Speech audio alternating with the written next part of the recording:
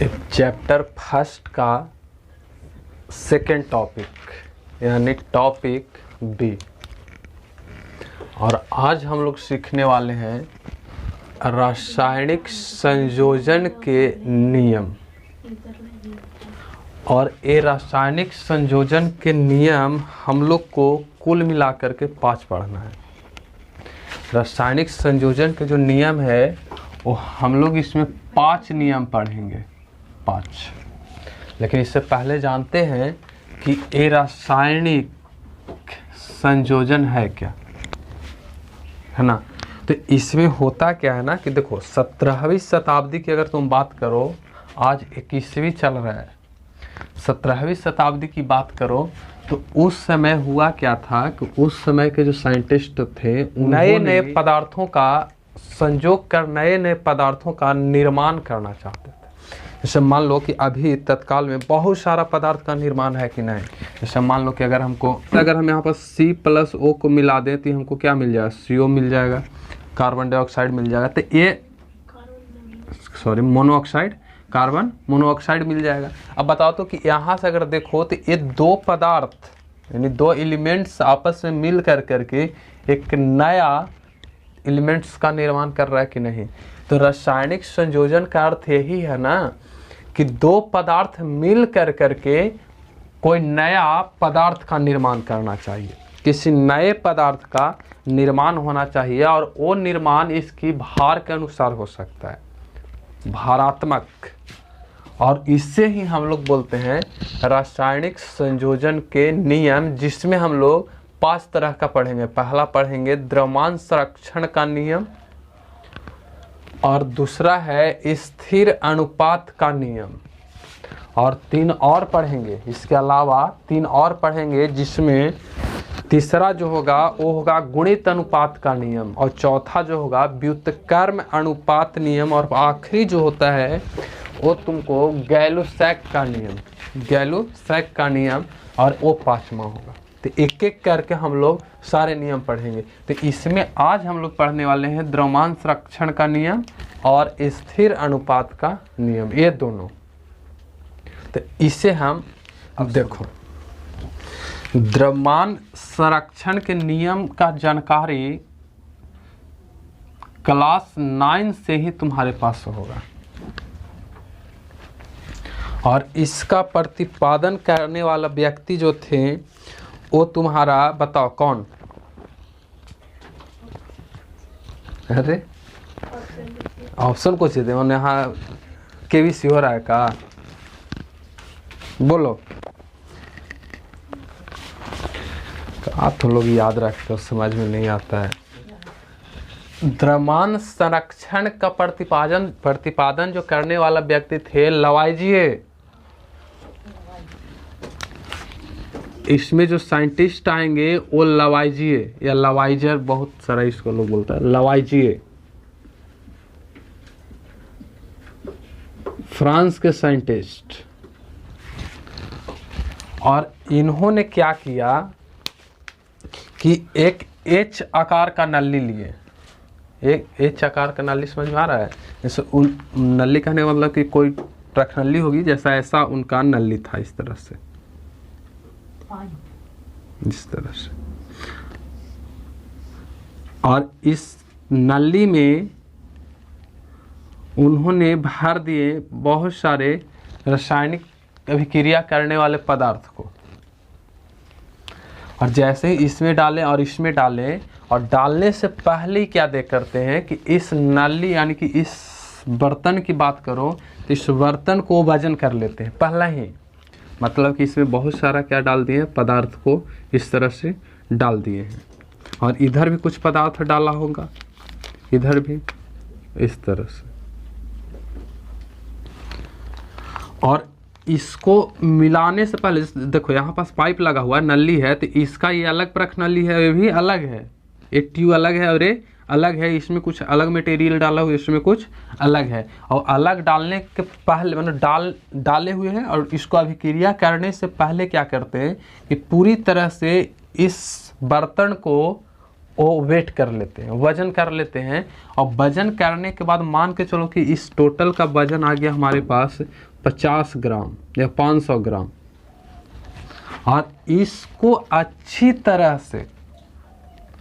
तरह से उलट पुलट कर देते हैं।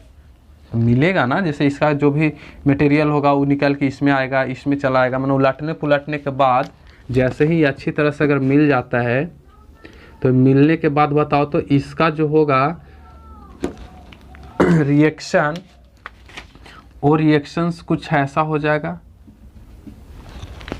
इस तरह का। जैसे देखो इसमें क्या हो रहा है समझना ठीक से, कि रिएक्शन से पहले देखो दोनों के दोनों कंपोनेंट्स अलग अलग हैं, ये अलग है और ये अलग है। और इसको जब वेट किया गया है तो इसका वेट कितना है 500 ग्राम, मतलब हाफ kg। और जैसे ही उसको उलट पुलट कर दिया गया, उलट पुलट, अब जैसे ही इसको उलट पुलट कर दिया गया है तो ए अब इस तरह से मिल जाएगा। और मिलने के बाद ए पूरी तरह से रिएक्शन कर लेगा, पूरी तरह से रिएक्शन कर लेगा। जैसे घर में चावल बनता है तो उसको पानी में अच्छी तरह से, या चावल से अच्छा एग्जांपल है खिचड़ी का, नहीं खिचड़ी बनता है तो उसको अच्छी तरह से सब कुछ मिला कर करके और नीचे से गर्म कर दिया जाता है। तो गर्म करते हैं तो क्या उसके अंदर में रिएक्शन नहीं होता है? रिएक्शन होता है तभी तो चावल सिज जाता है। तो इसको मिला करके अच्छी तरह से उलट पुलट के क्या कर दिया, रिएक्शन कर दिया गया।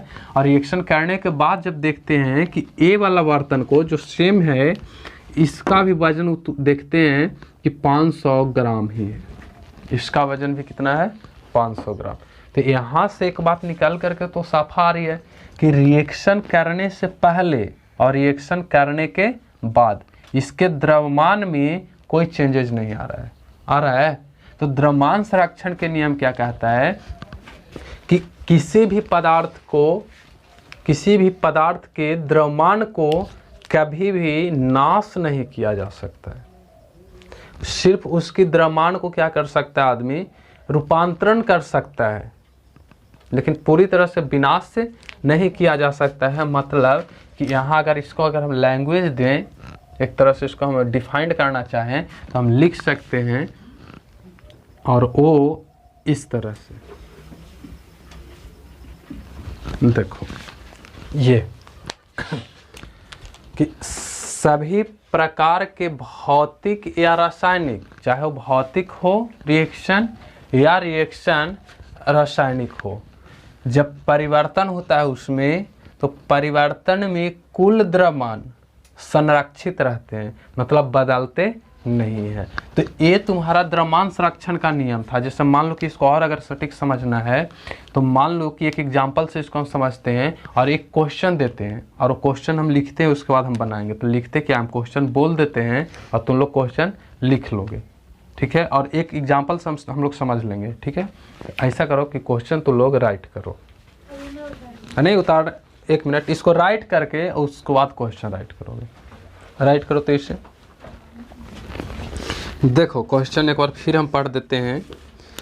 क्वेश्चन क्या रहा है कि सोडियम बाइकार्बोनेट का, लिसन, सोडियम बाइकार्बोनेट का 3.3 ग्राम 6.3 ग्राम HCl घोल के साथ 10 ग्राम मिलाया जाता है, तो अवशेष का भार 12 ग्राम पाया गया है। अभिक्रिया में निकलने वाली CO2 गैस का भार ज्ञात करें, यही ना कहा है। तो अब सोचो तो यहाँ पर तो कंफर्म न है कि रिएक्शन हुआ है सोडियम बाइकार्बोनेट में किसके साथ, HCl के साथ। मतलब इसका सीधा अर्थ है कि सोडियम बाइकार्बोनेट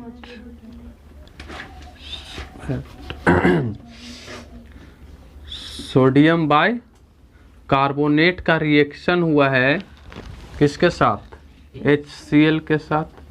और ये रिएक्शन करके बनाया यहाँ पास क्या चीज़, अवशेष कुछ हो, मैंने इसका प्रोडक्ट बनाया है, इसको हम अवशेष लिख रहे हैं, अवशेष। और प्लस क्या बनाया है, CO2 गैस, CO2 गैस। तो ये गैस तो रहेगा नहीं, उड़ जाएगा ना।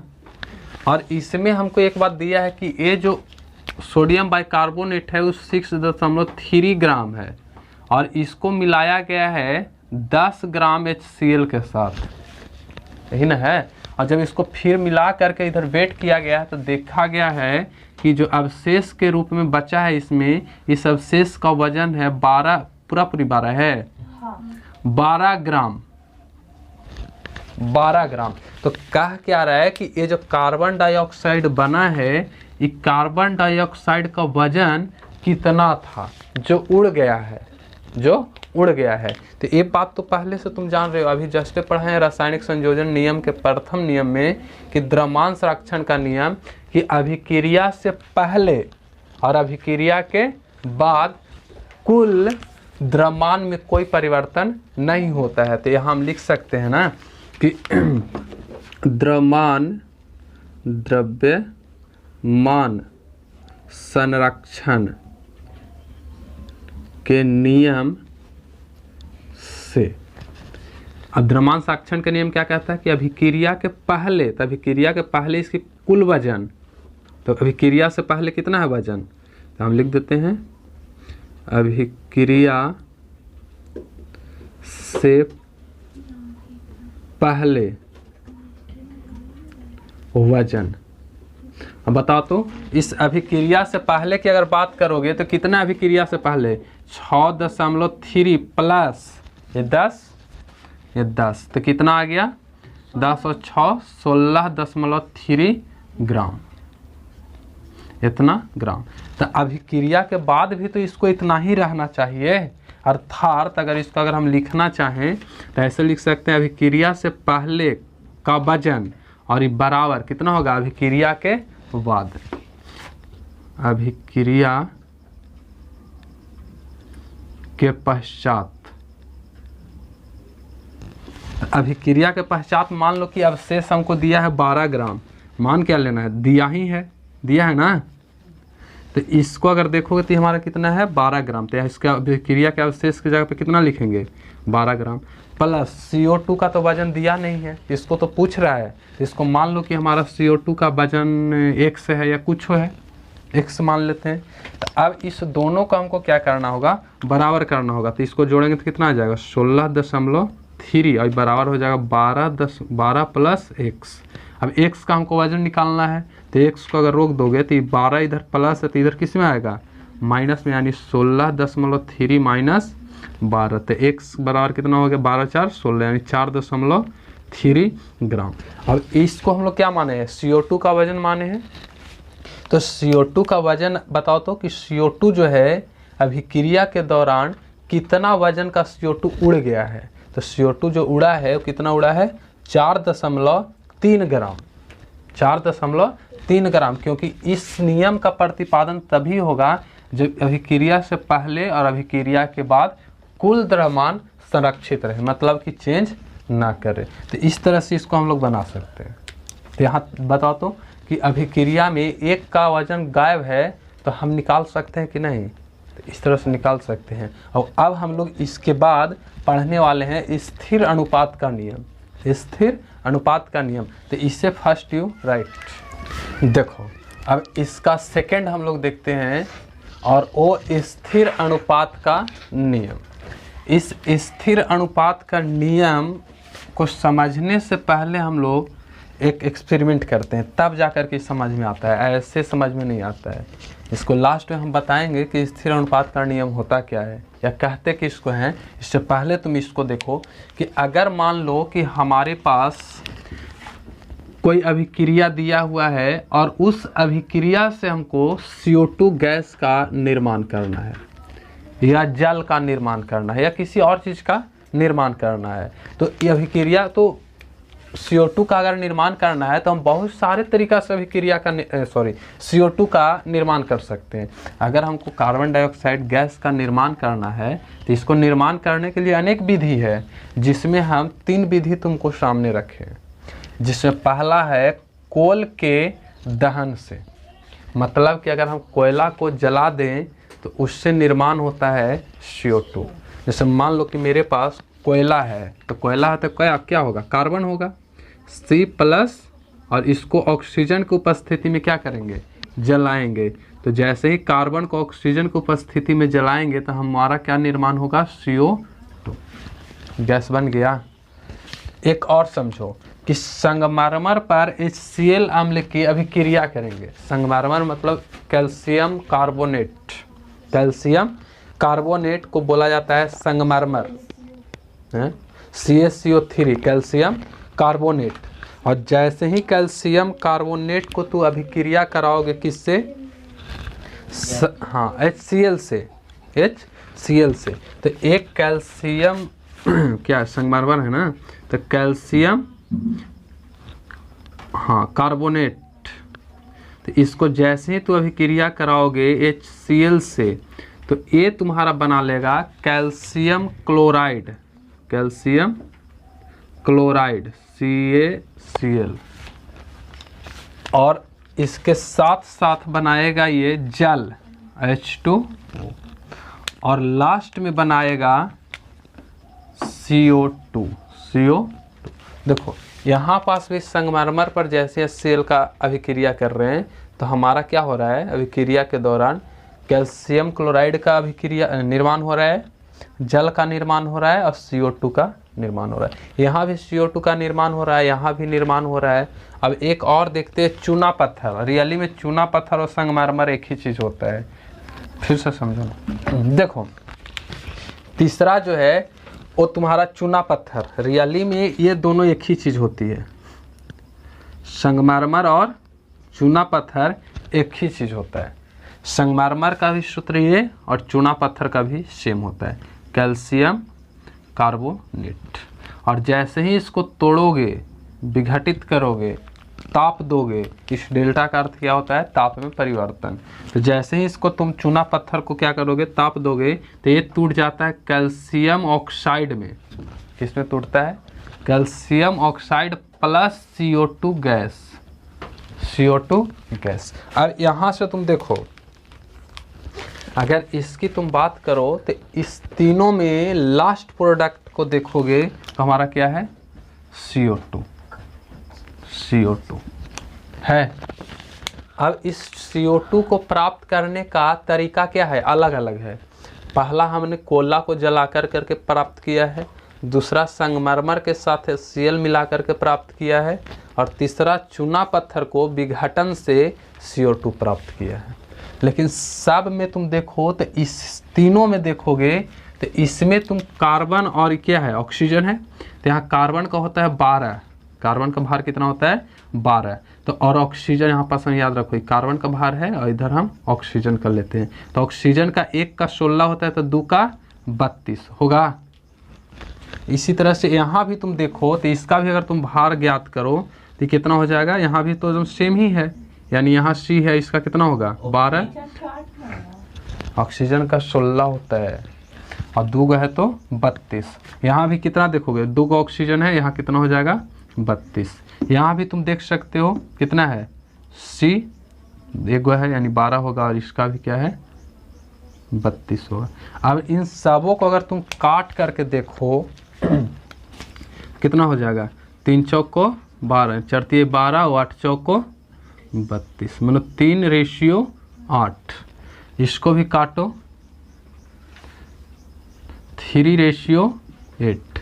इसको भी काटो, 3:8। देखो तो आ रहा है। अब यहाँ पास गौर करो तो एक चीज़ पता चलेगा कि किसी भी पदार्थ का, चाहे वो CO2 हो, जल हो, कोई भी पदार्थ हो, मतलब कोई भी यौगिक हो, किसी भी यौगिक का यदि तुम किसी भी विधि से निर्माण करो, ठीक है, किसी भी विधि से निर्माण करो तो उस यौगिक का भार का अनुपात स्थिर होता है। देख लो, इसमें कार्बन डाइऑक्साइड का हमने निर्माण किया तो कार्बन और ऑक्सीजन का जो वजन है, भार है, वो 3:8, 3:8, 3:8 सब में आ रहा है कि नहीं। इसी तरह से तुम जल का भी निर्माण, अनुपात मेरा क्या आ रहा है, सेम आ रहा है। अब इस चीज़ को अगर हम लिखना चाहे एज अ लैंग्वेज तो स्थिर अनुपात का नियम क्या कहता है कि आप किसी भी यौगिक का निर्माण कीजिए, किसी भी यौगिक का निर्माण कीजिए, उस यौगिक का निर्माण करने का मेथड कुछ भी हो, उस यौगिक का भार का अनुपात स्थिर होगा। जैसे देखो कार्बन डाइऑक्साइड है ना, मतलब फिर से इसको एक और समझो, कार्बन डाइऑक्साइड है और इस कार्बन डाइऑक्साइड का निर्माण हमने बहुत तरीका से किया है। पहला जला करके किया है, HCl अम्ल मिला करके किया है, चूना पत्थर को विघटित करके किया है, सब में मेरा क्या मिला है, CO2। और CO2 मिला है तो इस CO2 में भार का जो अनुपात है, कार्बन और ऑक्सीजन के भार का जो अनुपात है, उस सब में 3:8 आ रहा है कि नहीं आ रहा है, आ रहा है। जैसे जल, अगर मान लो कि जल तुम लाए हो, एक कादो वाला जल और एक तुम्हारे के यहाँ केंट RO का जल है या एक पोखरा वाला जल है, तो सब के सब जल का सूत्र याद करो, H2O ही होता है, H2O ही होता है। तो इसका अगर अनुपात देखोगे तो कितना हो जाएगा, 2 और इसका 16 होता है तो 1:8 हो जाएगा। तो इसका देखो तो किसी भी मेथड से तुम जल का निर्माण कर लो 1:8 ही आएगा। तो 8 आएगा ना, तो इसी चीज़ को, इसी नियम को स्थिर अनुपात का नियम बोला जाता है। और जिसका प्रतिपादन किया था प्राउस्ट ने, ये भी फ्रांस का ही रहने वाला व्यक्ति, इस नियम का प्रतिपादन किसने किए थे, प्राउस्ट ने। इस नियम का प्रतिपादन करने वाला व्यक्ति था प्राउस्ट। देखो प्राउस्ट साहब ने। अब इस चीज़ को एज ए लैंग्वेज हम लिख देते हैं, लैंग्वेज में इसको कैसे बोलेंगे, तो लैंग्वेज में ये रहेगा। ये देखो क्या कह रहा है, इसी चीज़ को हमने अब यहाँ लैंग्वेज दी है। तो लैंग्वेज क्या है कि किसी भी यौगिक को किसी भी विधि से प्राप्त करने पर उनके तत्वों का द्रव्यमान का अनुपात, उनके तत्वों का द्रव्यमान का अनुपात क्या रहता है, स्थिर रहता है। तत्वों के द्रव्यमान का अनुपात स्थिर रहता है, स्थिर रहता है, स्थिर रहता है। जैसे मैं यहाँ देख सकते हो, यहाँ देख सकते हो, एकदम क्लियर होना चाहिए इस कंसेप्ट। अगर नहीं समझ में आता है तो फिर गड़बड़ है। यहाँ फिर से एक और नहीं है तो तुम समझ लो कि यहाँ देख लो कि हमारे पास एक कार्बन डाइऑक्साइड का गैस का निर्माण किए हैं, और वो गैस का निर्माण हमने 3 विधियों से किया है। और पहला है कोल के दहन से, फिर है संगमरमर पर HCl अम्ल की अभिक्रिया से, फिर है चूना पत्थर के विघटन से। और तीनों में देखो हमारा CO2 बन रहा है।